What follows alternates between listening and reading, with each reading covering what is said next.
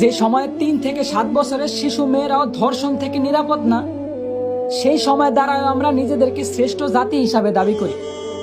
যে সময় free mixing ভাবে পড়ালেখার কারণে বিভিন্ন জায়গায় শিক্ষক দ্বারা ছাত্রীরা ধর্ষিত হইতাছে, সেই সময় দ্বারাও আমরা শিক্ষার মানদণ্ড নির্ণয় করি।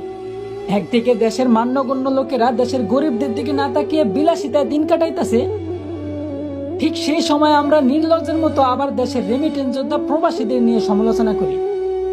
হ্যাঁ, এই সময়ও দেশের প্রধানমন্ত্রী একজন মহিলা, কিন্তু তারপরেও দেশের মা বোনদের আমরা ধর্ষণ থেকে বাঁচাতে অসক্ষমতা প্রকাশ করি।